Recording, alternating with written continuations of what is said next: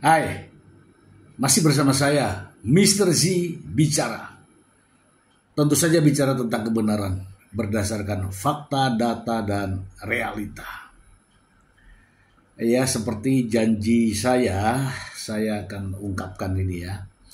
Apa sebenarnya tujuan daripada Paula Verhoeven menunjukkan dirinya bahwa dirinya mampu. Oke teman-teman. Seperti kita ketahui bersama bahwa Mbak Im Wong dalam gugatan perceraian ini menghadirkan begitu banyak bukti, bukan main-main. 83 bukti, 12 saksi, dan 3 ahli psikologi. Apa tujuannya? Tujuannya tidak untuk membuktikan bahwa Paula Verhoeven selingkuh. Ya, selain itu, tujuan utama dari Mbak Im Wong melakukan ini semua adalah untuk mendapatkan hak asuh anak. Mbak Im Wong tunjukkan kemampuannya bahwa dirinya layak untuk mendapatkan hak asuh anak. Itu yang dipikirkan oleh Mbak Im Wong. Nah, apakah dengan kehadiran saksi sebanyak 12 orang, bukti 83, kemudian ahli sebanyak 3 orang, ahli psikologi, apakah itu membuat hakim terpengaruh? Atau setidak-tidaknya mampukah hal itu meyakinkan hakim untuk mengambil keputusan? Dan apakah dengan itu semua hak asuh anak akan diberikan kepada Mbak Im Wong? Saya ingin membahasnya setelah saya bacakan berita berikut ini. Kita langsung saja ke sumbernya ya, dari Viva.co.id. Mbak Im Wong dan Paula Verhoeven berebut hak asuh anak di tengah proses cerai. Hari ini ya teman-teman ya. Jakarta, Viva.co.id. Proses perceraian Mbak Im Wong dan Paula Verhoeven masih terus bergulir di pengadilan agama. Rumah tangga yang telah mereka bina selama 6 tahun harus kandas di tengah jalan. Sebelumnya, Mbak Im Wong telah mengajukan permohonan cerai talak kepada Paula Verhoeven pada tanggal 7 Oktober 2024 lalu. Selain proses perceraian yang sedang berjalan, keduanya juga harus menghadapi kenyataan pahit lainnya, yaitu perebutan hak asuh anak atas kedua anak mereka, yaitu Keanu Tiger Wong dan Kenzo Eldrago Wong. Mbak Im diketahui mengajukan tuntutan hak asuh terhadap kedua buah hatinya tersebut.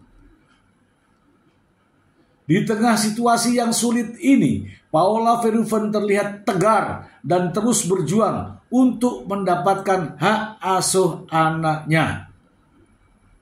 Melalui unggahan di akun Instagram Story, Paula Verhoeven mengungkapkan keyakinannya bahwa ia akan mendapatkan hak asuh atas kedua anaknya. Husnuzon kepada Allah. Bismillahirrahmanirrahim. Anak-anak mama akan bareng mama lagi. Amin. Tulis Paula di akun Instagramnya. Harus yakin ya, harus yakin. Saat ini kedua anak Paula dan Mbak Im tinggal bersama Mbak Im Wong. Hal ini membuat Paula merasa memiliki waktu yang terbatas untuk bertemu dengan anak-anaknya. Ia tidak lagi bebas bertemu dan tidur bersama kedua putranya seperti dulu. Sementara itu di sidang lanjutan perceraian saat lalu, Pihak Baim Wong menyebut bahwa mereka mempunyai bukti jika Paula Verhoeven pernah berduaan bersama seorang laki-laki di dalam satu ruangan. Ruangan apa? Ruangan tempat tidur atau ruangan rapat ini? Hal tersebut semakin menguatkan dugaan jika Paula pernah berselingkuh bersama laki lain di belakang Baim Wong. Dua orang saksi Baim Wong menjelaskan jika ada seorang wanita berduaan di satu tempat bersama laki-laki yang diketahui bukan muhrimnya sampai jam 4 subuh. Ungkap Fahmi Bahmid, sang pengacara Baim Wong. Walaupun tidak dijelaskan secara detail apa saja yang dilakukan Paula Verhoeven bersama laki-laki tersebut, namun bukti kuat menyatakan jika Paula berdiam diri bersama laki-laki berjam-jam. Dan ini adalah pengadilan agama di mana hukum yang berlaku adalah hukum Islam. Jelas Fahmi Bahmid. Oke lah, terserah lah ya. Oke, terserah. Oke teman-teman. Kita akan membahasnya. Seperti dijelaskan di awal tadi bahwa Baim Wong mati-matian untuk berjuang mendapatkan hak asuh anak atas kedua putranya, yaitu Yano dan Kenzo. Lantas bagaimana dengan Paula Verhoeven? Tentu saja Paula Verhoeven tahu persis apa rencana dan apa yang dipikirkan oleh Baim Wong. Ya, dengan cara menuntut hak asuh anak di Pengadilan Agama Jakarta Selatan, Paula Verhoeven yakin dia tahu persis apa yang diinginkan oleh Baim Wong. Iya, kan sudah 6 tahun bersama-sama. Saya ingin sampaikan terlebih dahulu sebelumnya bahwa dulu ya ini ada videonya dan itu diucapkan oleh Baim Wong sendiri. Ketika pacaran, rekening Paula isinya lebih banyak daripada Baim Wong. Itu nyata. Artinya Paula lebih tajir daripada sang aktor Baim Wong ketika itu. Dengan kebersamaan Paula Verhoeven dan Baim Wong selama menikah 6 tahun, harta kekayaan Baim Wong semakin meningkat karena begitu banyak usaha yang telah dilakukan keduanya. Lalu, bagaimana ketika gugatan cerai ini? Ya, saya yakin Paula Verhoeven tidak begitu berharap dengan uluran tangan Baim Wong. Dan ini ditunjukkan oleh Paula Verhoeven, yaitu adanya bisnis-bisnis baru yang digeluti oleh Paula yang selama ini diidam-idamkan. Ya, tentu saja tidak jauh dari profesinya sebagai seorang model profesional Indonesia, bahkan sekarang sudah go internasional.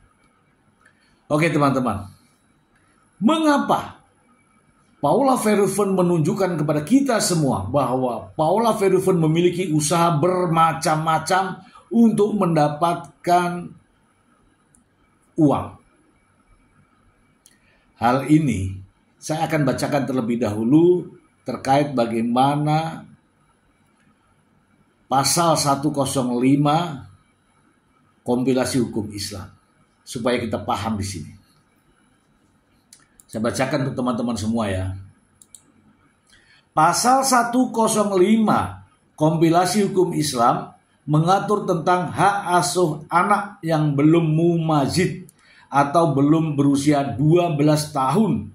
Pasal ini menyatakan bahwa hak asuh anak tersebut adalah milik ibunya.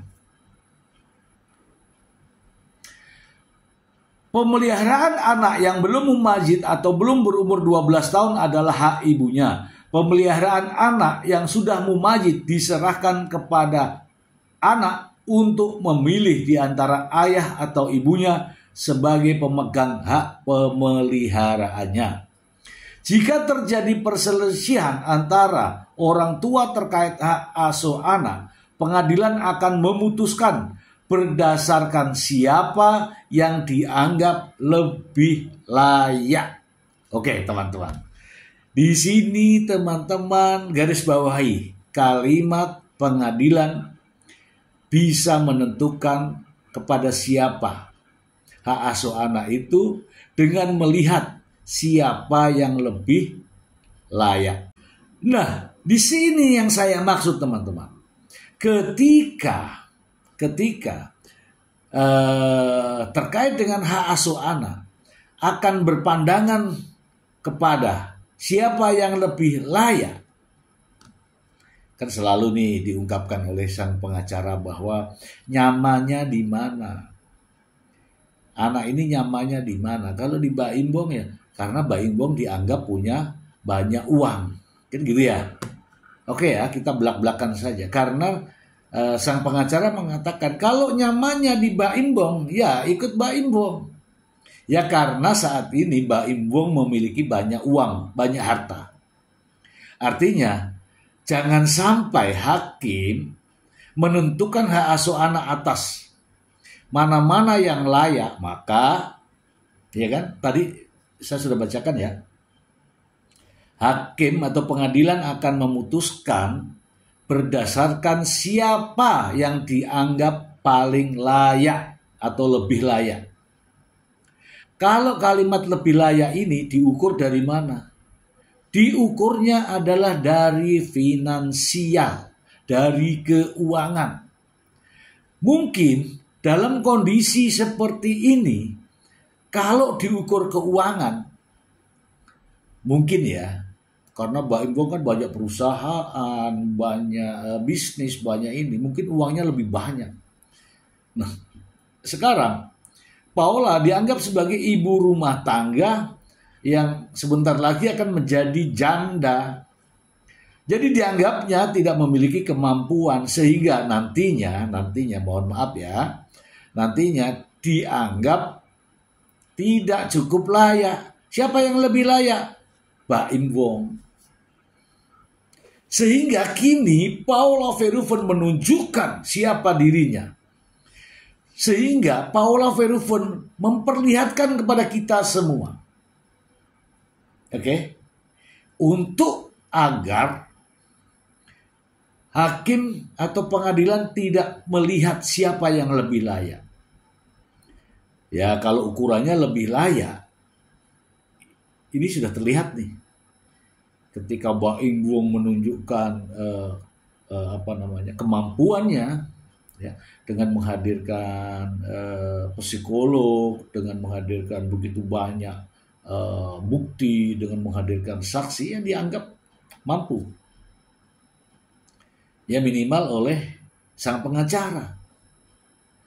Tetapi Paula paham betul pola pikir, alur pikiran daripada Baim Bong. Oke, kalau memang nanti dasarnya ini, yaitu kalimat yang lebih layak, maka Paula akan tunjukkan semuanya. Sudah ditunjukkan oleh Paula bahwa Paula telah mendirikan sekolah model. Paula telah membuka galeri ya atau apalah namanya tentang pakaian merek. Paula juga telah menunjukkan usahanya di dunia kuliner. Paula juga terikat begitu banyak endorse ya, termasuk dari dalam dan luar negeri ya, sebagai seorang model. Paula juga merambah kepada endorse terkait dengan keagamaan dan sebagainya. Nah, di sini teman-teman, ini menunjukkan bahwa Paula Verhoeven pun layak. Karena apa? Secara finansial Paula Verhoeven tidak kekurangan. Dan hakim harus menilai dari sini kalau patokannya adalah lebih layak.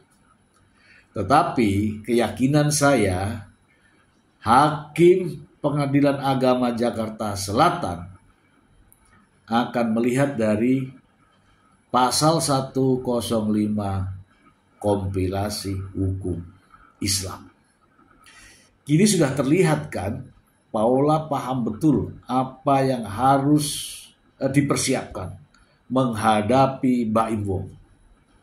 Ini dalam hati Paula nih, lo bilang tajir, oke, gue juga bisa, begitu ya kira-kira ya.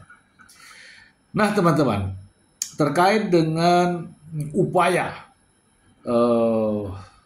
Baim Wong untuk mendapatkan hak asuh anak, saya kira itu semua akan sia-sia. Bahkan hakim tidak akan melihat itu. Ya, hakim akan melihat daripada dasar hukum yang berlaku di Indonesia. Saat ini masih berlaku kompilasi hukum Islam. Dan hal ini nih akan ditunjukkan atas tanggapan atau jawaban dari tudingan-tudingan pihak Baim Wong yang sudah berlangsung kemarin. Kesempatan sidang berikutnya adalah waktu diberikan kepada Paula Verhoeven melalui pengacaranya. Dan yakin semua akan terbantahkan. Pada akhirnya hakim akan memutuskan hak asuh anak diberikan kepada ibunya. Dan kewajiban daripada Baim Wong yaitu memberikan nafkah pemeliharaan, nafkah kesehatan, jaminan kehidupan dan sebagainya. Itu kewajiban. Ya, ini bukan bocoran ya, tapi ini adalah berdasarkan daripada kompilasi hukum Islam yang masih berlaku sampai saat ini, masih berlaku di Indonesia. Tuduhan-tuduhan terhadap Paula Verhoeven terkait dengan perselingkuhan semuanya akan dipatahkan dalil-dalil dari Baim Wong. Dan akan dinyatakan bahwa perselingkuhan tidak dapat dibuktikan. Ini bukan bocoran teman-teman, tapi ini penilaian saja. Ya, semoga bermanfaat. Terima kasih.